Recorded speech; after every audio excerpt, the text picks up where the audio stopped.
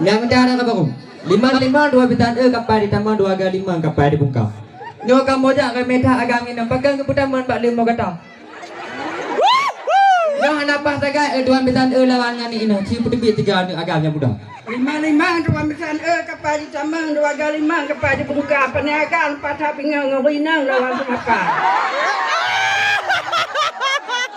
Dak pingang 2 bitan nyo ke nani ina sebab kali pertama kamu mau sewa lagi desa.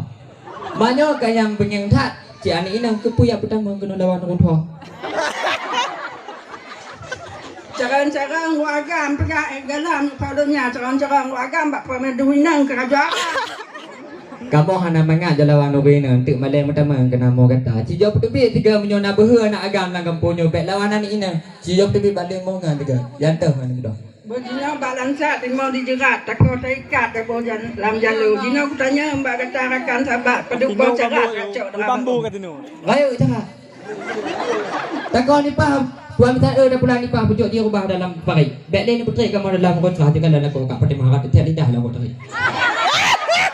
Tuan minta timau dilin petas sebab lin dia gempa ke putri pedang kata putri bak lin bah tahu je berbahasa jaya. Bati tahu tu tuan minta di malam nalim batik leng di malam payah nyo tu kamu bahan jadi tu bang tengah kahun tu malam dekat pulang kamu. Mana ni bai nak bak leng tang boleh tau. Tuan minta langsung janji anu Yahudi main penikah dekat baru kami orang kopi kunci. Menyohan ke biji dah baru tuan minta gelinto kamu jadi oh kamu nak kita. Yang kata je dah pitawa ni bak orang yang sayang lintu dekat baru lintu kecewa. Salah. Cuba ni kadang tuan minta alah idangan kami hanaban kamu biar cuba.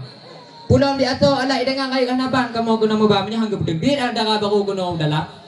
Kaku kamu periwang dengan kamu bah. Atau alam bungkuh tuan minta musuh tulang. Di kuih apa bebet hak kaya. Ya, hana mu tua cik ku bajet dalam. Ku bajet mak tiga pindah kamu bah. Anak kamu laki jabajan kamu mutianan mbak jabajan konyo kamu hawa.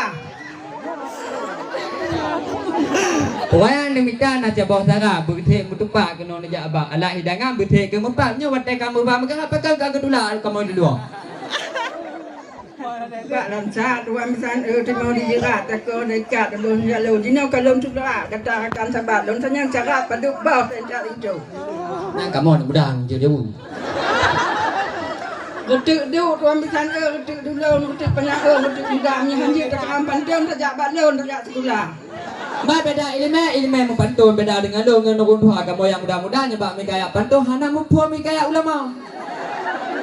Kalau hendak makan durian jangan ditelan biji-bijian mentang kamu non hadanya balik semua.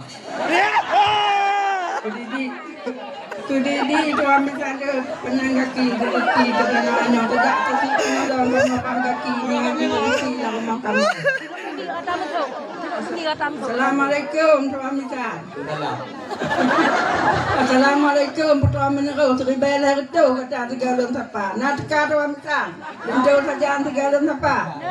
Lekat kamu bahagiannya nanti oh teman lalu kamu kata pekan saja oh kebuka kamu nyo.